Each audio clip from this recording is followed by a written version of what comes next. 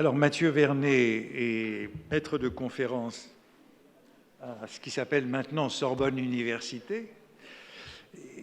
Et certains l'ont connu ici, puisqu'il a été pendant un certain temps mon assistant au Collège de France. Ensuite, il a été pensionnaire à la Fondation Thiers. Il a fait une thèse sur Mémoire et oubli de Baudelaire dans l'œuvre de Proust, une thèse que j'ai eu le bonheur de diriger et qui a été soutenue en 2013. Et nous avons continué à travailler ensemble.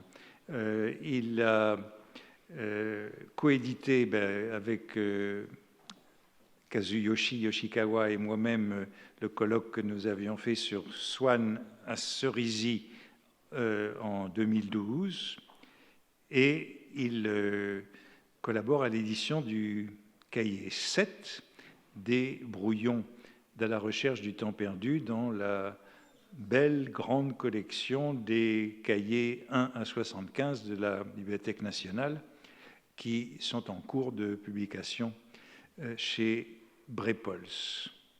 Aujourd'hui, le titre de sa communication est « Édité contre Sainte-Beuve », donc ces fameux cahiers de 1908-1909, préparatoires à la recherche du temps perdu. À vous la parole. Merci de votre présentation et de cette invitation. Pourquoi donc et comment éditer ce que l'on appelle le contre Sainte-Beuve ? Depuis une quarantaine d'années, cette question revient de manière fréquente et lancinante au gré d'articles publiés dans les différentes revues proustiennes, lors de communications, dans des séminaires ou lors de colloques. Un rapide sondage, je dis rapide sondage qui n'a pas été si rapide que ça, mais bon, un sondage m'a d'ailleurs appris qu'Antoine Compagnon avait déjà par 2 fois et à 10 ans d'intervalle parlé de ce sujet et soulevé ce problème, car effectivement, il y a problème. Il y a un problème éditorial tout d'abord, problème relativement mineur d'un point de vue théorique, mais majeur d'un point de vue pratique, puisqu'il existe actuellement en français 2 éditions concurrentes, publiées toutes 2 chez Gallimard, chacune proposant leur propre montage de texte et surtout un matériau assez différent. On doit la première édition à Bernard de Fallois, qui a été le premier à mettre au jour ces documents inédits en les publiant sous le titre « Contre Sainte-Beuve », titre que lui-même a retenu en 1954. La deuxième édition est celle de Pierre Clarac pour la Bibliothèque de la Pléiade en 1971.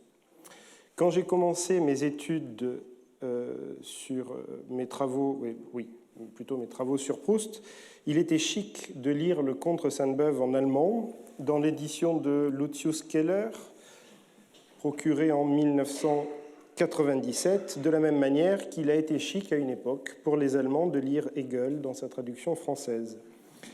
Les raisons sont toutefois bien différentes, puisque le texte proposé par Lucius Keller était considéré à l'époque comme la reconstitution la plus satisfaisante. D'ailleurs, les traductions récentes en néerlandais, en espagnol et en portugais partent de cette édition allemande et le prennent comme point d'origine. On voit donc que derrière la question éditoriale se pose une question plus centrale et plus importante, qui est celle du scénario du Contre Sainte-Beuve, c'est-à-dire la question du montage qu'il convient de faire de fragments épars, rédigés de manière indépendante et sans interconnexions évidentes. Le vrai problème est donc bien d'ordre philologique et génétique, puisque le livre Contre Sainte-Beuve en lui-même n'existe pas. C'est un projet que l'on ne parvient à dater que de manière approximative. Il est, pour prendre, disons, les choses à l'envers, assez difficile de déterminer avec précision le moment où le projet de Contre Sainte-Beuve bascule vers à la recherche du temps perdu, c'est-à-dire d'identifier le moment où s'impose le roman de la réminiscence et la mise en place du principe du temps retrouvé. Pour des raisons différentes, il est aussi compliqué de déterminer le moment où le projet prend véritablement corps. Le contre Sainte-Beuve n'est pas en effet le fruit d'une décision nette, mais plutôt le produit d'une recherche par Proust sur la forme à donner à ses réflexions. Les 10 cahiers qui composent traditionnellement la série dite de Sainte-Beuve, à savoir les cahiers 1 à 7, 31, 36 et 51, ont été rédigés entre novembre-décembre 1908 et juin 1909. Toutefois, en amont comme en aval, on trouve des traces soit annonciatrices, soit résiduelles du projet contre Sainte-Beuve. Ainsi, trouve-t-on égrené dans des cahiers que l'on ne retient pas habituellement comme relevant de cette série, des développements critiques ou narratifs qui s'inscrivent encore dans le projet premier et initial.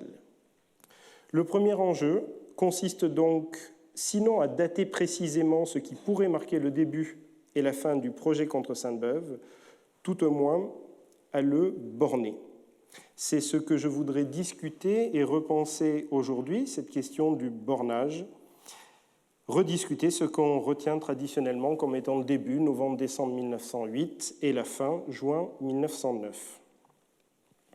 En ce qui concerne la datation du projet, du début du projet, on est confronté à un cas intéressant et problématique.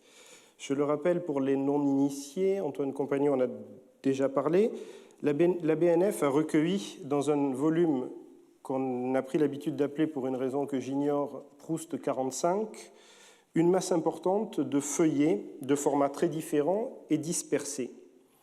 Donc ce volume, pour ceux qui veulent le voir sur Gallica, c'est NAF 16636. Donc ce volume, très disparate, et plus ou moins ordonné, comporte pour ces 30 premiers feuillets des pages qui appartiennent au projet du contre Sainte-Beuve, puisqu'il est question de l'auteur des lundis dans chacun des développements. 2 de ces feuillets volants, le 14 recto et le 13 recto, soulèvent une question décisive. Comme l'avait identifié Pierre Clarac dans son édition de 71, ces feuillets contiennent pour le premier une citation très précise, mais néanmoins légèrement réécrite, de la nécrologie de Charles de Spelberg de Louvanjoul, publiée par Paul Bourget dans le Figaro du 7 juillet 1907, et pour le second feuillet, une allusion moins précise à ce même article. Rares ont été les élèves de ce maître qui auraient dû en laisser beaucoup, tant sa méthode fut excellente. L'auteur des lundis définissait la critique, une botanique morale. Il voulait qu'avant de juger une œuvre, l'analyste littéraire essaya de la comprendre.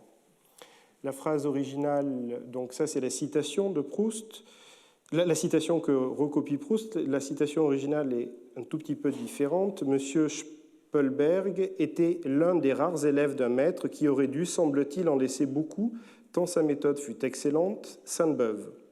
On compte ceux qui l'ont vraiment suivi. L'auteur des lundis définissait la critique, une botanique morale. Il voulait qu'avant de juger une œuvre, l'analyste littéraire essaya de la comprendre. Donc là, Proust s'arrête ici, la phrase continue. Et d'abord de la situer, de noter avec soin le détail des moindres circonstances où elle s'est produite. Le deuxième folio et celui-ci, donc le folio 13, une telle méthode demande tant de temps, etc., dit M. Paul Bourget, qu'on s'explique comment personne que lui, etc. Sainte-Beuve lui-même s'inquiétait de voir qu'elle n'était pas toujours applicable pour les anciens, dit-il, et même pour nos contemporains, comme il craignait. Aussi reprochait-il à ceux qui auraient pu nous laisser des documents qu'ils ne nous ont pas laissés, Valincourt, à tous ceux qui ont bien connu un écrivain. Il ne fait pas de doute que Proust a eu cet article sous les yeux, ne serait-ce que par les renvois qui ici sont donnés sur cette deuxième citation. Mais, sauf à faire l'hypothèse que Proust avait appris par cœur ce passage de cette nécrologie, comment expliquer que cette citation se retrouve dans ces 2 notes de Proust ? On est en présence de deux hypothèses également vraisemblables, mais convergentes à mes yeux pour ce qui nous intéresse aujourd'hui. La première hypothèse est celle de Lucius Keller, l'éditeur allemand donc, qui pour sa part suggère que Proust a découpé l'article pour le conserver, je cite, dans le tiroir d'une commode, en vue de l'ouverture qu'il savait prochaine d'un dossier Sainte-Beuve. C'est une hypothèse qui est recevable, à condition de préciser toutefois que l'on n'a évidemment aucune trace de ce découpage. Françoise Le Riche, quant à elle, suggère de manière audacieuse que Proust a recopié ces lignes dès le mois de juillet 1907. Cette datation est loin d'être sans incidence, car ces deux feuillets sur lesquels sont recopiées sont notées ces notes, appartiennent à une liasse de 10 doubles feuilles, dont certaines ont été désolidarisées, mais peu importe. Nous sommes donc là face à une nouvelle double hypothèse qu'expose François Le Riche. Ou bien Proust a recopié ces citations en 1907 sur sa liasse et a rangé sa liasse dans un tiroir ou ailleurs en vue d'un travail ultérieur, et qui donc reprendrait à la fin de l'année 1908, ou bien Proust a rédigé une bonne partie des premiers fragments concernant la méthode de Sainte-Beuve dès le début de l'été 1907.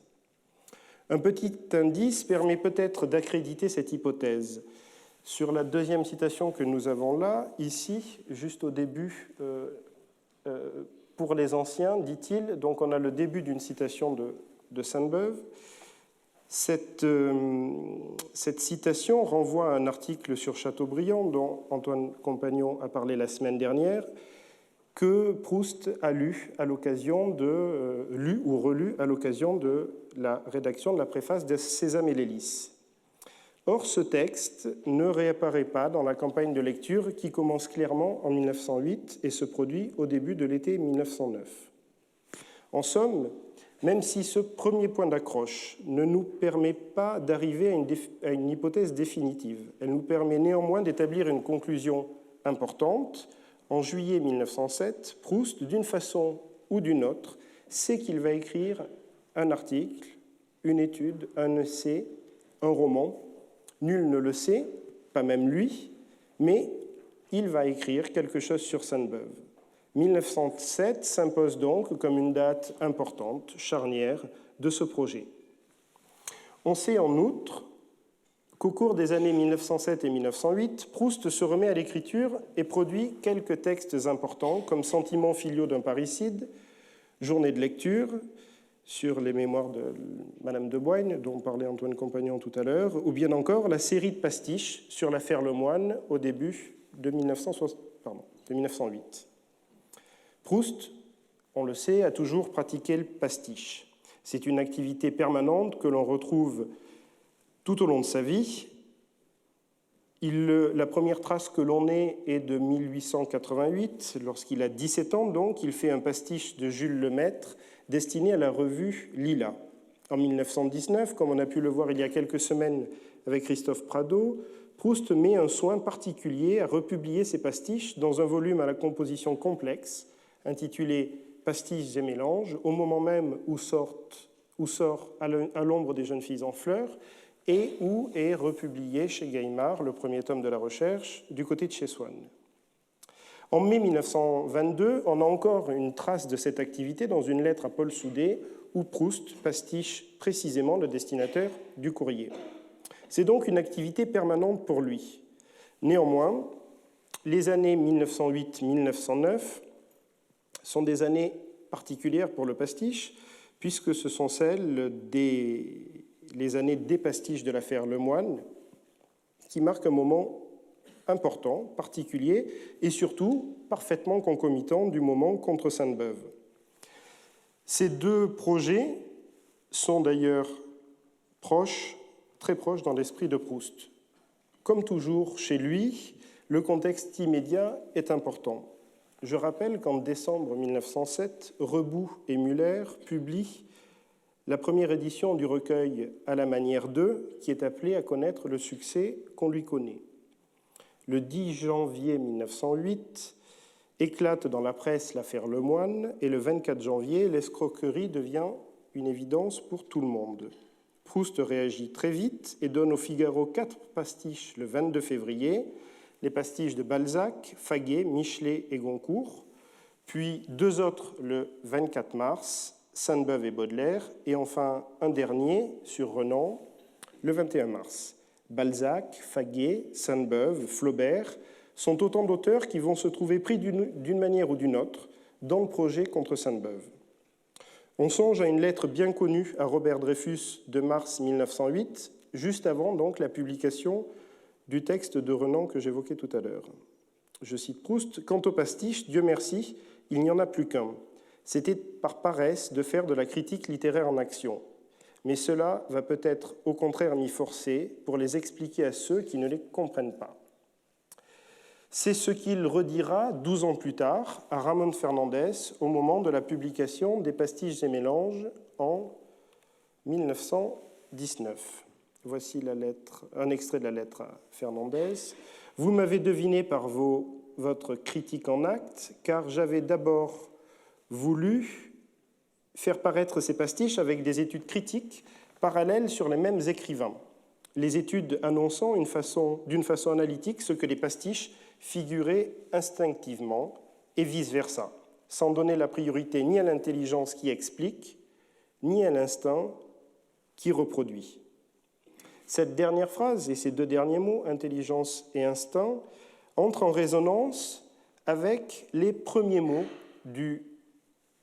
les premiers mots des premiers écrits du Contre Sainte-Beuve, premier mot bien connu, chaque jour j'attache moins de prix à l'intelligence, et surtout entre en résonance avec la conclusion de ce développement, donc, qui se trouve au folio 6 de ce qu'on appelle le Proust 45. Je le lis donc. La méthode de Sainte-Beuve n'est peut-être pas, au premier abord, objet si important, mais peut-être sera-t-on amené, au cours de ces pages, à voir qu'elle touche à de très importants problèmes intellectuels, peut-être au plus grand de tous pour un artiste, à cette infériorité de l'intelligence dont je parlais au commencement. Et cette infériorité de l'intelligence, c'est tout de même à l'intelligence qu'il faut demander de l'établir. Car si l'intelligence ne mérite pas la couronne suprême, c'est elle seule qui est capable de la décerner. Et si elle n'a dans la hiérarchie des vertus que la seconde place, il n'y a qu'elle qui soit capable de proclamer que l'instinct doit occuper la première. La méthode de Sainte-Beuve, l'intelligence, l'instinct et le pastiche sont mis ici sur le même pied. Le lien entre les pastiches et l'activité de Proust est d'ailleurs bien établi, si bien que Robert Vigneron datait, certes à tort, les écrits critiques des pages du Contre Sainte-Beuve de manière antérieure aux pastiches. En somme, c'est un véritable entrelac qu'il faut parvenir à se représenter et à penser pour comprendre ces mois de création en 1907-1908 et se figurer comment Proust travaillait à trouver sa propre voie.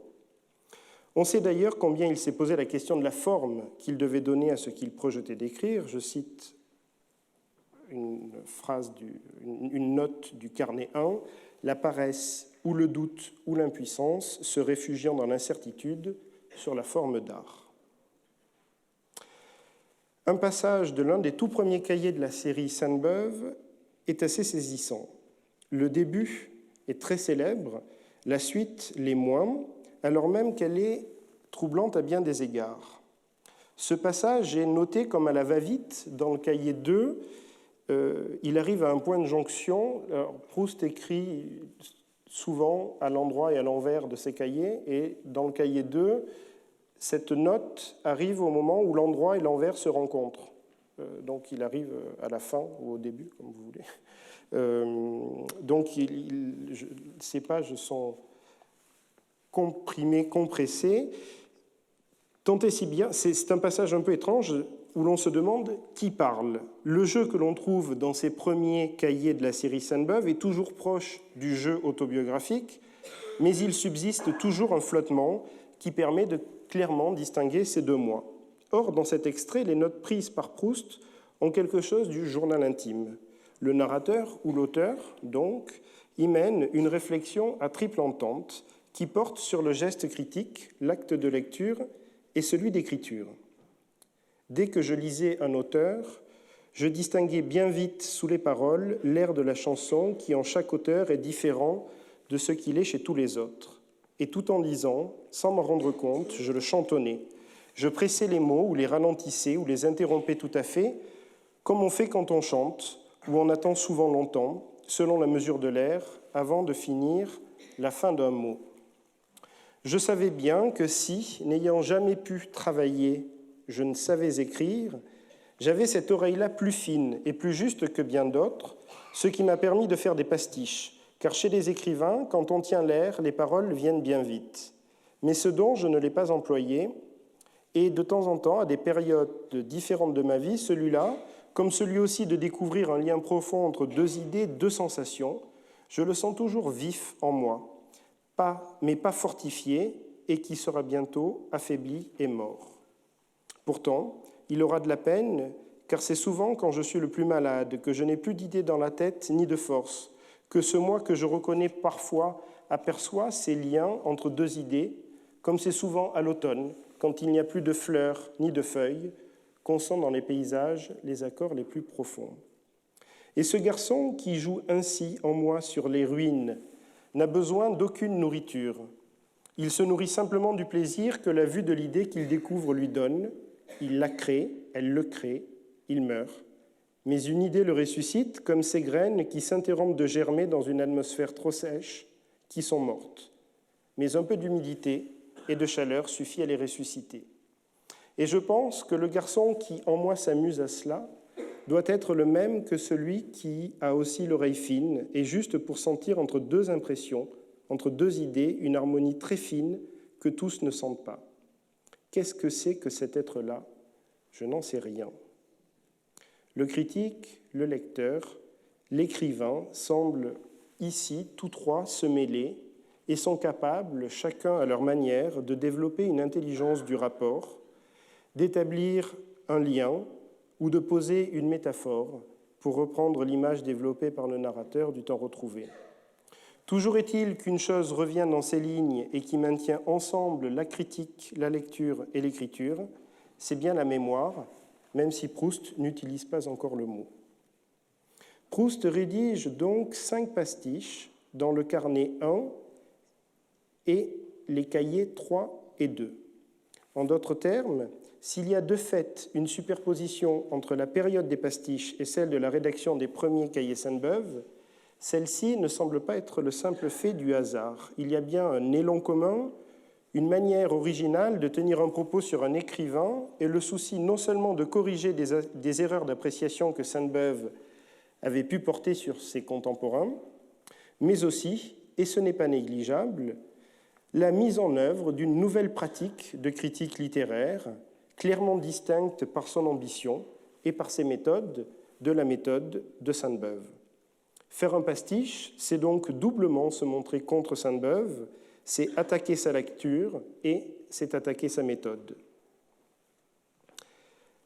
Le troisième et dernier point rapide que je voudrais étudier sur les premiers états du contre Sainte-Beuve, après donc m'être interrogé sur l'article de Bourget et sur la question des mélanges, des pastiches, tient aux pages dont le manuscrit a disparu, mais dont on a pu conserver le texte par la transcription qu'en fit Fallois dans son édition de 1954. Antoine Compagnon l'avait rappelé, il me semble, c'est lors du premier cours, que 75 feuillets ont disparu. Enfin, on connaît l'existence de ces 75 feuillets grâce à Bernard de Fallois et à la préface qu'il donne, et ces feuillets ne nous sont pas parvenus. On a seulement 2 textes qui probablement appartiennent à ces feuillets et que Fallois a retranscrit donc dans son édition de 1954. Proust dresse dans le carnet 1 une liste des pages écrites et dans cette énumération, on retrouve 2 des textes que j'évoque, qui sont donc intitulés « Robert et le chevreau » et « Les hortensias normands ». Claudine Quémard a montré que ces 2 textes datent de janvier et d'avril 1908. Proust commence ainsi cette année 1908, donc non seulement par l'écriture des pastiches, mais également par des écrits narratifs qui semblent s'inscrire dans un projet de roman que Proust évoque à plusieurs reprises dans sa correspondance. Il écrit ainsi en juillet 1908 au comte de Montesquieu « Je me débats sans avancer dans un roman qui vous donnera peut-être un peu plus d'estime pour moi. » Ces pages, ou tout au moins celles qui nous sont plus ou moins parvenues, trouvent un prolongement évident dans le projet du Contre Sainte-Beuve narratif que Proust esquisse.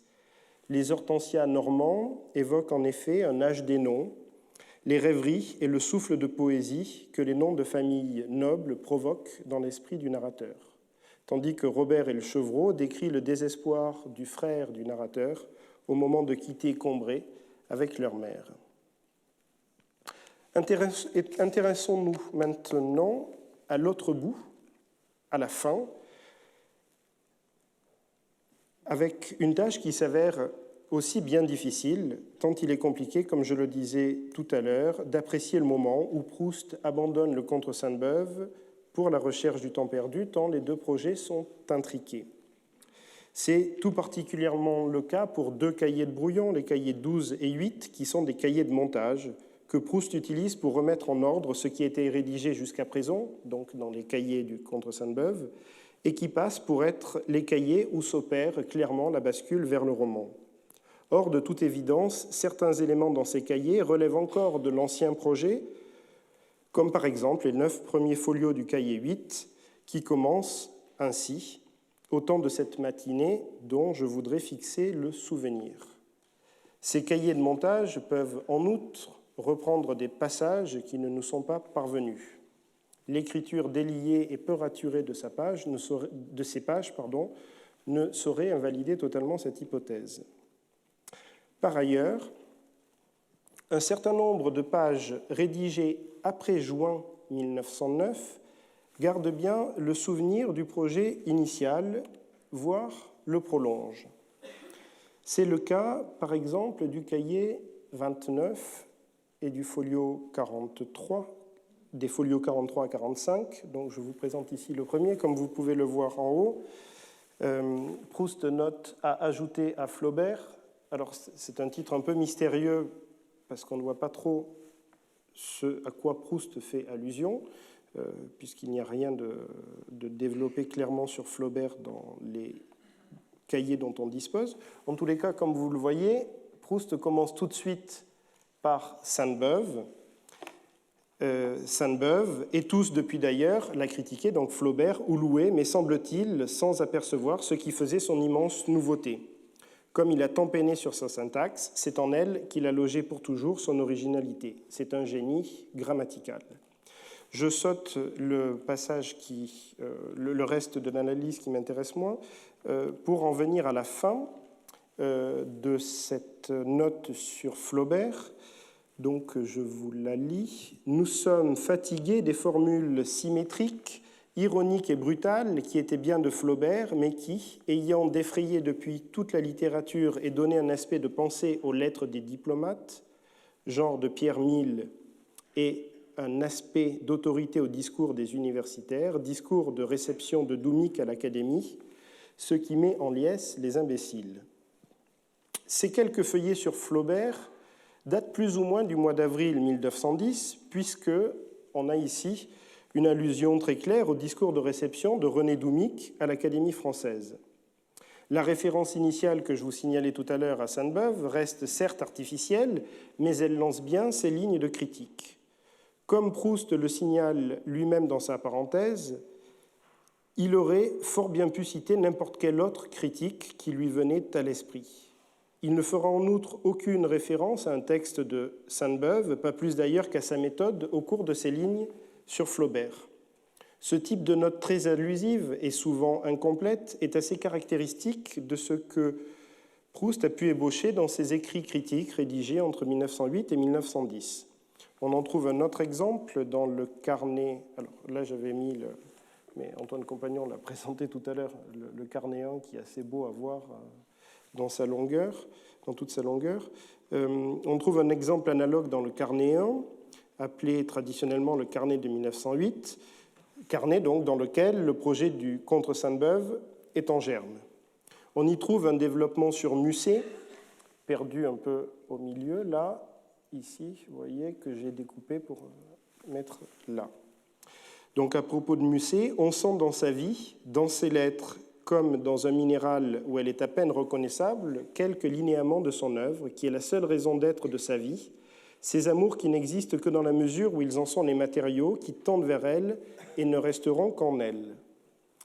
Ces pages, là aussi, sont faciles à dater dans la mesure où la correspondance de Musset avec Aimé Dalton paraît tous les jours dans le Figaro, entre le 13 et le 20 janvier 1910, sous le titre « Les lettres de Musset à l'inconnu ». On le voit donc, des écrits critiques donc, qui datent de janvier ou d'avril 1910, bien après le juin 1909 traditionnellement retenu. Revenons enfin au cahier 29, où se trouvaient consignées tout à l'heure les notes sur Flaubert. Proust y rédige également, sur 4 folios, un développement qu'il intitule sobrement « Romain Rolland », mais qu'il aurait aussi fort bien pu appeler, et peut-être plus justement, « Contre Romain Rolland ». Ces lignes permettent à Proust de dessiner en creux ce qu'est un écrivain. Elles ont une dimension programmatique, une manière d'idéal vers lequel l'écrivain doit tendre et aspirer. Proust n'y aborde pas dans ces pages tout de suite la question et l'œuvre de Romain Rolland, mais renouant avec la problématique beuvienne, il amplifie les réactions sur la réalité intérieure déjà évoquées dans les précédents cahiers Sainte-Beuve. La première moitié du texte est une reprise du credo esthétique de Proust, sans aucune mention de l'auteur de Jean-Christophe. Proust reprend la distinction entre écrivain solitude et écrivain société, non pour condamner cette fois la mondanité de Sainte-Beuve, mais pour dénoncer les moyens médiocres des auteurs engagés à la manière de Romain Rolland. En d'autres termes, pour Proust, la fin ne justifie pas les moyens. Or, quand nous verrons un écrivain, à chaque page, donc c'est un extrait du texte sur Romain Rolland. Or, quand nous verrons un écrivain à chaque page, à chaque situation où se trouve son personnage, ne jamais l'approfondir, ne pas le repenser sur lui-même, mais se servir des expressions toutes faites que ce qui nous en vient des autres et des plus mauvais autres nous suggère quand nous voulons parler d'une chose, si nous ne descendons pas dans ce calme profond où la pensée choisit les mots, où elle se reflètera tout entière, un écrivain qui ne voit pas sa propre pensée, alors invisible à lui, mais se contente de la grossière apparence qui la masque à chacun de nous, à tout moment de notre vie, dont le vulgaire se contente dans une perpétuelle ignorance et que l'écrivain écarte, cherchant à voir ce qu'il y a au fond, quand, par le choix, ou plutôt l'absence absolue de choix de ces mots, de ces phrases, la banalité rebattue de toutes ces images, l'absence d'approfondissement d'aucune situation, nous sentirons qu'un tel livre, même si à chaque page il flétrit l'art maniéré, l'art immoral, l'art matérialiste, est lui bien plus matérialiste, car il ne descend même pas dans la région spirituelle d'où sont sorties des pages, ne faisant que décrire des choses matérielles peut-être, mais avec ce talent qui est la preuve indéniable qu'elles viennent de l'esprit. Il aura beau nous dire que l'art n'est pas de l'art populaire, mais de l'art pour quelques-uns, nous penserons, nous, que c'est le sien qui est cet art-là, car il n'y a qu'une manière d'écrire pour tous, c'est d'écrire sans penser à personne, pour ce qu'on a en soi d'essentiel et de profond. Romain Rolland, dans ces quelques pages, semble prendre le relais de Sainte-Beuve. Proust le dit nettement dans une note marginale notée sur le verso de ce cahier en regard des pages et de l'extrait que je viens de vous lire. Ce qu'il reproche à Romain Rolland, je cite, est bien plus gros que ce que je reproche à Sainte-Beuve.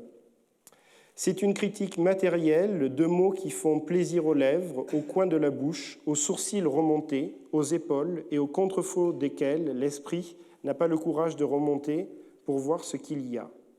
Mais dans Sainte-Beuve, malgré tout, beaucoup plus d'art prouve beaucoup plus de pensée. Ces pages, comme l'a signalé Enid Marantz, sont importantes dans la pensée critique et esthétiques de Proust et s'inscrivent dans le prolongement de celles sur Sainte-Beuve, dont elles sont la suite. D'ailleurs, on retrouve un fil rouge entre les premiers écrits sur Sainte-Beuve, dans le fameux Proust 45, dans le cahier 2, cahier intermédiaire, et dans ce cahier 29 sur lequel nous travaillons, avec la figure de Wenceslas Steinbock, personnage de la comédie humaine, personnage même central de la cousine bête, et qui représente l'artiste improductif. Ce personnage, Steinbock, apparaît donc en juillet 1907, si on suit l'hypothèse séduisante de Françoise Le Riche, ou fin 1908, donc dans le Proust 45, puis revient dans le cahier 2 en juin 1909, dans le cahier 1, pardon. Là, j'ai noté cahier 2, mais ici, c'est cahier 1. Donc, dans le cahier 1, sur un long développement que Proust fait sur Sainte-Beuve et Balzac. Et enfin, reviendra début 1910 dans le cahier 29. Ce qui est amusant, c'est que Balzac avait fait lui-même le rapprochement entre la figure de Steinbock et Sainte-Beuve, ce qui n'avait pas manqué d'agacer Sainte-Beuve. Je cite un passage de la cousine bête. Redevenu artiste in partibus, Steinbock avait beaucoup de succès dans les salons. Il était consulté par beaucoup d'amateurs. Il passa critique, comme tous les impuissants qui mentent à leur début. Steinbock incarne cette figure de l'artiste intermittent qui n'est pas en permanence dans le processus de création, qui ne vit pas, pour citer Balzac, en concubinage avec la muse, et qui incarne l'échec de la mondanité. De Steinbock à Roland, en passant par Sainte-Beuve, Proust décompose la figure de l'artiste et le travail du critique.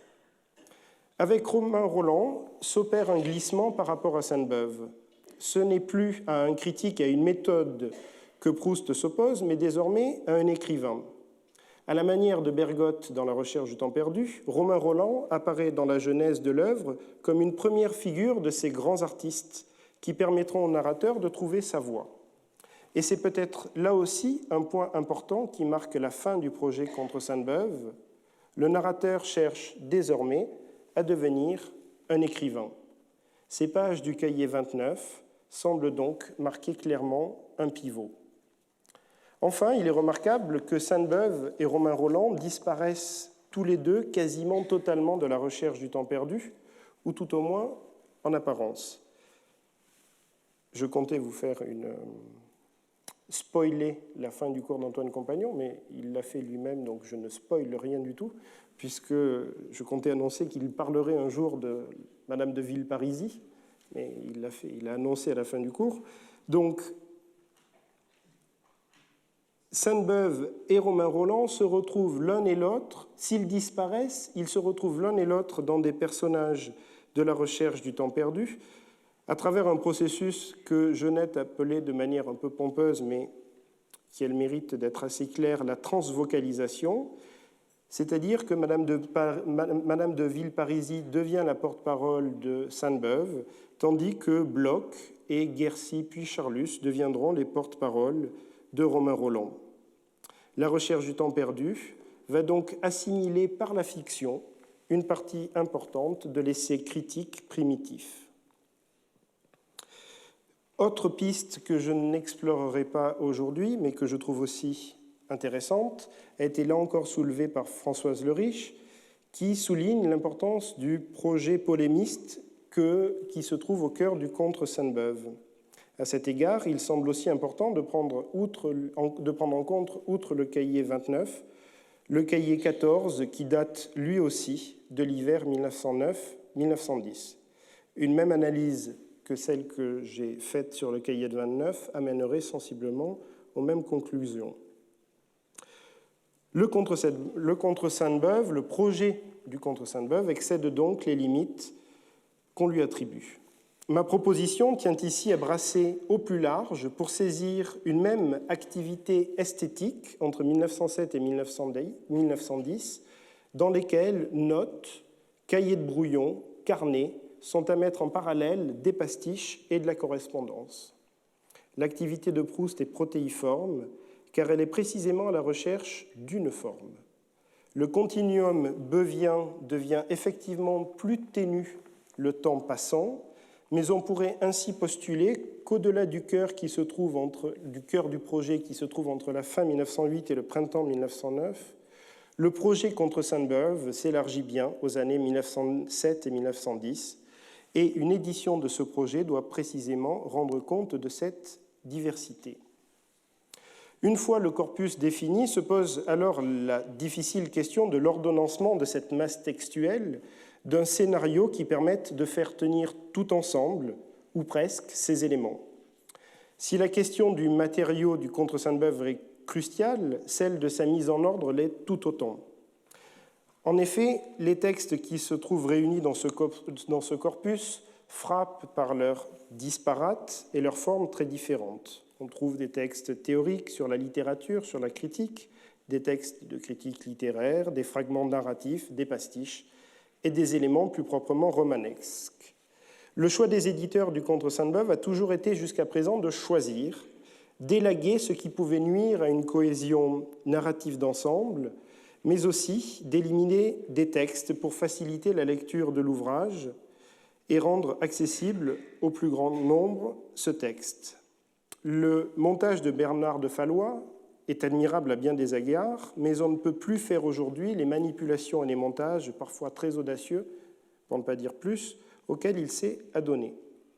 Depuis une quarantaine d'années, la génétique et l'étude des brouillons de Proust ont radicalement changé notre approche de ce texte, mais au-delà du seul contre Sainte-Beuve, l'impact de ces études génétiques se mesure aussi à l'évolution du regard que le lecteur et les éditeurs portent sur la nature d'une œuvre inachevée. Il me semble que le lecteur contemporain est désormais prêt à lire un livre qui se présente et s'assume comme un ouvrage partiel, incomplet ou fragmentaire. Il n'est qu'à songer à l'édition des poèmes, alors là pour le coup c'est le cas de le dire, pour le moins fragmentaire de Sappho, puisque vous savez que dans un poème on n'a parfois que 2 ou 3 mots sur une trentaine de lignes. Enfin là c'est un peu un cas extrême, mais c'est le cas des écrits autobiographiques de Sartre qui mélangent carnets, cahiers, journaux, lettres, ou bien encore des cahiers de Kafka, souvent incomplets. La difficulté dans le cas de Proust tient à faire tenir ensemble, je le disais, une diversité de matériaux, mais aussi de recomposer un projet qui a évolué dans le temps et dont la structure s'est sensiblement modifiée. Proust a sans doute commencé son projet en suivant 2 pistes concurrentes. Écrire un article classique, comme Proust l'écrit à Anna de Noailles et comme Antoine Compagnon le rappelait au début de ce cours, avec des développements théoriques puis critiques, et en parallèle, le récit d'une matinée dans lequel il mettrait en scène sa mère, à qui il raconterait son article contre l'auteur dès lundi. Les notes les plus anciennes, donc, dont nous disposons, sont recueillies dans ce volume du Proust 45 et posent un peu un problème épineux, une sorte de casse-tête sur lequel ont buté les précédents éditeurs, puisque Fallois avait décidé de couper en deux ce Proust 45 pour mettre la première moitié comme préface et l'autre moitié en plein milieu de son montage, avant les développements critiques sur Balzac, Baudelaire et Nerval. Clarac et Keller, donc en 71 et en 97, optaient pour le même choix de tout mettre au début, mais tous les deux ne retenaient pas le même ordre. Donc, hormis ce casse-tête initial qui est le signe d'un début peu organisé et vraiment expérimental si on considère qu'une partie de ces textes remonte à l'été 1907, l'évolution du projet reste malgré tout assez logique et permet de défendre une construction relativement chronologique qui suive non seulement la genèse du livre, mais aussi les transformations formelles que la rédaction a induites. En effet, semble s'être succédé dans l'esprit de Proust 3 formes de contre Sainte-Beuve, un essai, un récit, puis un roman. L'unique information structurelle dont on dispose tient à la fin du livre qui se terminerait sur une discussion avec maman. On a cette information dans une lettre que Proust adresse à Alfred Valette, le directeur du Mercure de France, dont je donne lecture.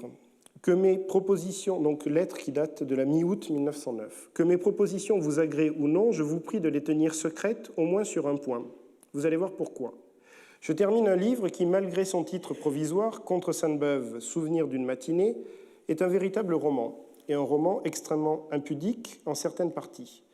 Un des principaux personnages est un homosexuel, et ceci, je compte que, tout à fait à la lettre, vous m'en garderez le secret. Si la chose était sue avant le livre paru, nombre d'amis dévoués et craintifs me demanderaient d'y renoncer. De plus, je m'imagine qu'il y a dans tout cela des choses neuves, pardonnez-moi, et je ne voudrais pas être dépouillé par d'autres. Le nom de Sainte-Beuve ne vient pas par hasard. Le livre finit bien par une longue conversation sur Sainte-Beuve et sur l'esthétique, si vous voulez, comme Sylvie finit par une étude sur les chansons populaires. Et quand on aura fini le livre, on verra, je le voudrais, que tout le roman n'est que la mise en œuvre des principes d'art émis dans cette dernière partie, sorte de préface, si vous voulez, mise à la fin. Que retenir de cette lettre? Tout d'abord, le choix du titre et notamment du sous-titre, même s'il est annoncé comme provisoire, Contre Sainte-Beuve, Souvenir d'une matinée, puisqu'il nous renseigne déjà sur le tournant romanesque pris par le projet de Proust. Proust, d'ailleurs, ne manque pas d'insister à ce sujet. La question du genre semble s'être résolue d'elle-même en cours de rédaction. On retient par ailleurs la manière dont se termine le livre et enfin l'importance du personnage de Guercy, qui deviendra dans la recherche du temps perdu le baron de Charlus, et dont la place n'est pas encore clairement fixée dans les cahiers de brouillon. Au terme donc de ce cheminement, je pourrais à mon tour tenter de proposer un déroulement qui permettrait de composer et d'ordonner l'ensemble de ces fragments pour rendre compte de l'évolution du projet en ne masquant pas pour autant les incohérences auxquelles Proust finit par aboutir. En premier, je proposerai de commencer par un essai critique qui ferait fonction de préface à partir des notes du Proust 45 et des notes sur l'intelligence. Viendrait après un essai narratif qui reposerait sur une double attente, celle de l'arrivée du rayon de soleil marquant le jour naissant, puis l'attente de l'article appelé à paraître dans le Figaro. L'essai commence ainsi par un huis clos autour de la mère et de la servante dans les cahiers 3, 2, 5 et 1. Ces développements forment l'ébauche du prologue à la matinée de la conversation et la mise en place des phénomènes de remémoration. Cette partie se terminerait avec la conversation avec maman à propos de Balzac, comme une manière de conclusion de cette partie narrative. La troisième partie développerait des éléments romanesques. Cette partie romanesque est sans doute consécutive à la lecture de Sylvie de Nerval, dans lequel Proust trouve une composition pour l'ouverture de son roman. La lecture de Nerval marque une rupture importante dans la construction du projet. Nous n'avons pas de traces de cette lecture, mais elle est probablement tardive et précéderait sensiblement les notes prises dans le carnet 1. L'ouverture romanesque que rend possible cette révélation nervalienne semble effective à partir du cahier 4, où le récit de la matinée se trouve remplacé par un roman de la réminiscence, du souvenir et de la rétrospection. Bernard Brun date cette inflexion entre les mois de mars et juin 1909, Proust mettant alors en place les grandes directions de son roman. Sylvie de Nerval permet aussi à Proust de prendre la mesure de l'importance du monde intermittent entre sommeil et demi-veille, propice au surgissement des souvenirs. Enfin, il permet l'invention du dispositif d'une matinée qui rend possible la distinction héros et narrateur et permet de restructurer les différents plans du souvenir. C'est le narrateur qui se souvient du dormeur éveillé et le dormeur éveillé qui se souvient du héros. C'est le début de Sylvie, c'est le début du Contre Sainte-Beuve. Cette inflexion du récit de la matinée vers un roman de la mémoire est tout à fait perceptible dans le cahier 4 et s'accompagne ainsi d'une ouverture du huis clos dont je parlais tout à l'heure, une ouverture vers le monde D'un côté, l'ouverture vers le monde de Combray, et de l'autre, l'ouverture vers le monde de Swann.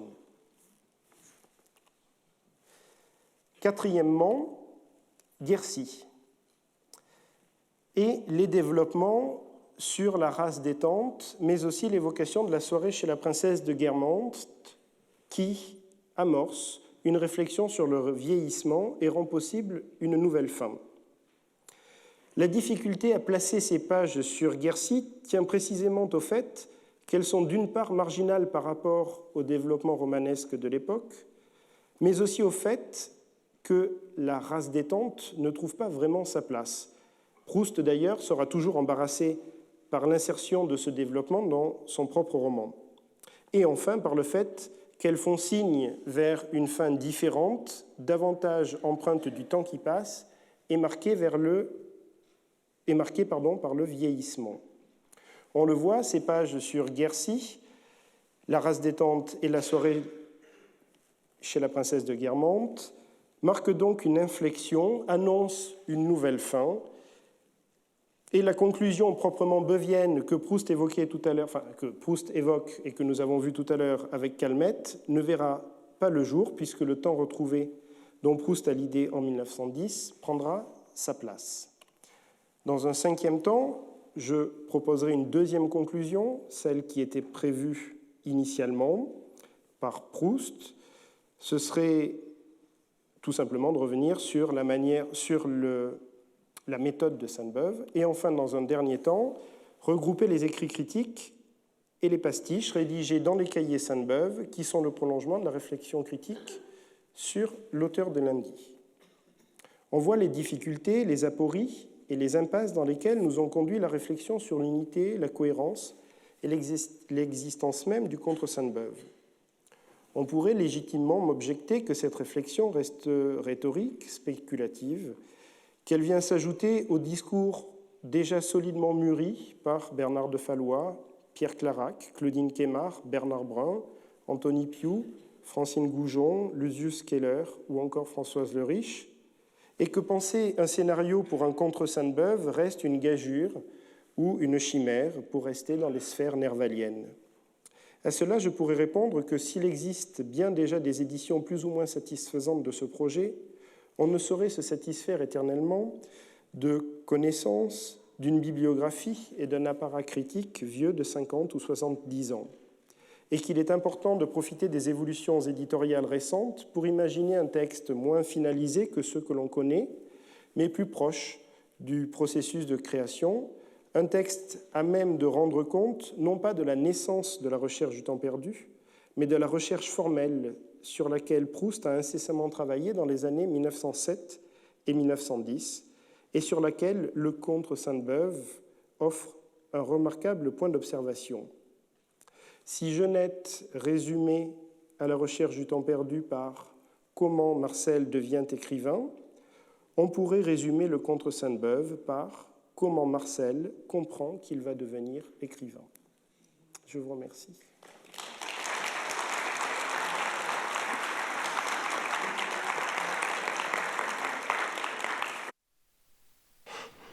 Publier ce contre Sainte-Beuve. On ne sait pas quand ça commence, on ne sait pas quand ça finit. Et il y a plusieurs projets qui se recouvrent. Bien difficile, hein, de donner quelque chose tout de même de lisible.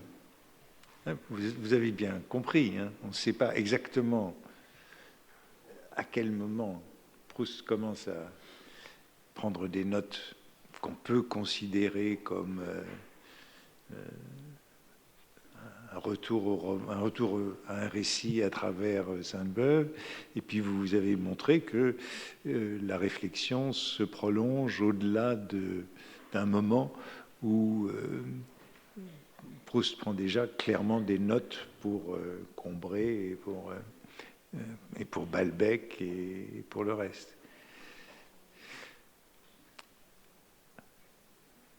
C'est bien difficile de trouver une organisation qui ne soit pas qui ne force pas les choses comme l'avaient fait les deux éditions précédentes en français que nous connaissons. Et en plus, on ne dispose plus des textes dont Bernard de Fallois disposait. Mais ce qui est assez surprenant, c'est que, en suivant le fil chronologique de la rédaction, on arrive à une forme assez cohérente et relativement lisible. En réalité, le montage n'est pas si nécessaire que ça, dans la mesure où, comme c'est une pensée qui est aussi en train de se faire, l'enchaînement logique de l'écriture se suit assez bien. Les choses se complexifient avec l'arrivée de Guercy sur la fin, mais je dirais que l'essai critique, l'essai narratif et les développements romanesques, qui est en fait le choix qu'avait retenu Lucius Keller en 97, s'enchaînent. Mais là, vous avez facilement. quand même choisi de mettre au tout début comme une sorte d'anticipation critique. Oui. C'est pas forcer un peu les choses? Proust, c'est peut-être... Proust dit qu'il veut commencer par ses notes sur l'intelligence. Oui. Elles n'ont pas le degré de... Si on prend en compte les notes sur l'intelligence, elles n'ont pas le degré de réflexion théorique que peuvent avoir les notes que les pages écrites sur la méthode Sainte-Beuve, et me semble moins critique que ne l'est ce que je place à la fin. Les notes sur l'intelligence sont une manière d'introduire l'essai narratif. Reste assez peu théorique en fin de compte. Oui, mais elle pourrait aussi bien servir d'introduction à la fin. À la partie critique. Oui. C'est là où on peut avoir l'idée que c'est un petit peu forcer les choses. Oui. Enfin, je joue l'avocat du diable. Oui, mais de toutes les manières, le fait de commencer par ça, c'est ce que je vous disais, tient au fait que Proust insiste à deux moments en disant il faut commencer par les notes sur l'intelligence. Alors évidemment, le projet évolue par la suite. Donc ces pages ne se seraient pas retrouvées sans doute là si Proust avait continué, mais elles semblent malgré tout correspondre. Si on essaye de tenir le plus possible la logique chronologique et génétique, c'est malgré tout les premières pages qui ont été écrites.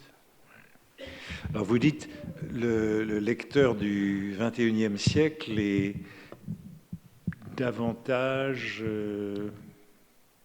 prêt à une lecture fragmentaire.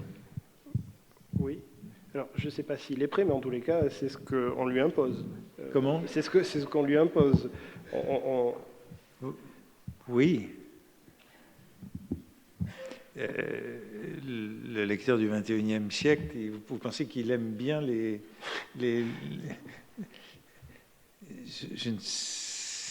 oui, je ne sais pas. Je pense qu'on continue de bien aimer le Contre Sainte-Beuve de Bernard de Fallois, parce que il est efficace. Comment ? Efficace. Il est efficace, on le lit, il est cohérent. Oui. Et le Contre Sainte-Beuve de Clarac est cohérent aussi, puisqu'il a mis de côté tout ce qui l'embêtait et qu'il n'a gardé que les textes critiques. Oui. Oui, mais j'ai quand même l'impression que... Est-ce qu'on peut faire mieux ? À condition d'accompagner le lecteur, oui. Si on l'accompagne par ce qui avait été un peu fait, ce qui avait été le cas dans la Pléiade de la recherche dans la publication des esquisses avec des chapeaux introducteurs qui essayent de conduire, enfin, d'essayer de limiter la fragmentation de la lecture. Oui. On a un accompagnement qui, en essayant d'être le moins intrusif possible, permet de... Moi, j'aime pas trop être accompagné. Je dis toujours, j'aime pas les modes d'emploi. J'aime bien utiliser les appareils sans mode d'emploi. Et les livres, c'est pareil. J'aime bien avoir d'être en contact avec le texte, avec la matière. Qu'on ne me dise pas comment je dois lire. Enfin, là aussi, je joue l'avocat du diable, puisque dans cette pléiade de Proust à laquelle j'ai participé, j'ai fait des esquisses avec des guidanes, quoi. J'aime pas trop faire des guidanes, quoi. Des petits chapeaux sur les esquisses qui disent comment il faut lire, comment il faut lire, comment il faut comprendre. Mais comme je dis toujours, moi je déteste lire les préfaces avant de lire les livres. Je déteste lire les chapeaux avant de lire. Oui. Comment allez-vous me convaincre qu'il faut tous ces chapeaux? Il faut le moins de chapeaux possible, déjà. Limitons les chapeaux. Et puis, comme vous le dites, la préface a quand même... vous dites que vous n'aimez pas lire les préfaces, mais la préface a toujours une finalité un peu interprétative. Elle se donne comme une lecture de l'œuvre.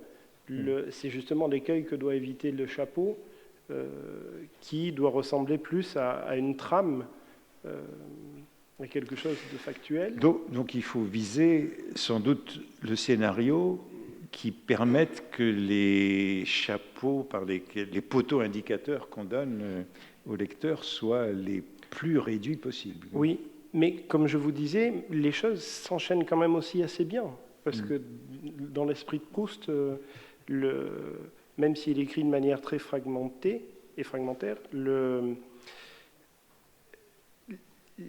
y a quand même une suite assez logique. Ça se lit, à mon avis, beaucoup mieux que ne se liraient les cahiers de brouillon de la recherche du temps perdu. Je pense que les chemins de fer les chapeaux sont, à mon avis, plus nécessaires dans le cas des esquisses de la Pléiade de 88. Oui, 87, 89. Que dans le cas du Contre Sainte-Beuve, où, malgré tout, c'est aussi une écriture plus allusive, qui aussi nécessite nécessairement moins de la part du lecteur une attention suivie sur le déroulement de ce qui se passe. C'est la trame romanesque est quand même assez lâche.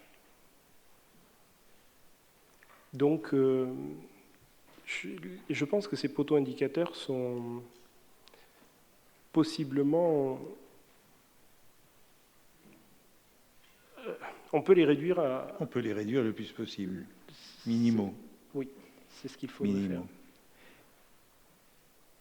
Il y a à peu près, il y a peut-être, je ne sais plus, moi, 20, 25 ans, j'avais proposé simplement de donner les cahiers tels qu'ils étaient.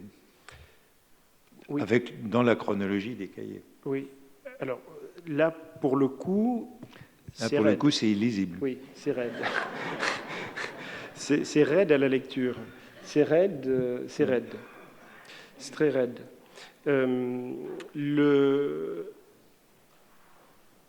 C'est très raide. Surtout que les cahiers ont été écrits, malgré tout, pas de manière suivie. Donc, il y a des passages qui... Enfin, Proust passant d'un cahier à l'autre, il y a parfois des passages qui se suivent d'un cahier à l'autre, et donc en respectant trop rigoureusement les cahiers, l'ordre des cahiers, on ne suit pas forcément l'ordre de l'écriture. Non. Donc, on risquait d'embrouiller plus le lecteur qu'autre chose. Oui, je crois que j'avais un peu modéré quand même. C'était pas aussi raide que ça. Mais cette présentation avait le mérite de publier les pastiches, donc, qui étaient inédits à l'époque, et qui me semble important d'être associés au projet du Contre Sainte-Beuve, parce qu'ils font partie de cette réflexion globale de recherche de la forme. Donc les pastiches seraient non plus en appendice des pastiches, mais fondus dans les... En tous les cas, il y a des pastiches qui sont dans les cahiers. Il y a des pastiches qui sont dans les cahiers. Oui, c'est vrai. Et qui ne sont pas, alors qu'ils ont été, pour certains, rédigés au même moment, qui ne sont pas sur l'affaire Lemoine.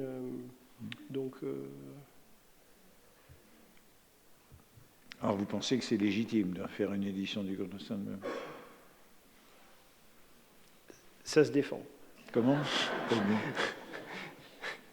Ça se défend. Ça peut être mieux que celle dont nous disent, que les trois que vous nous avez proposés.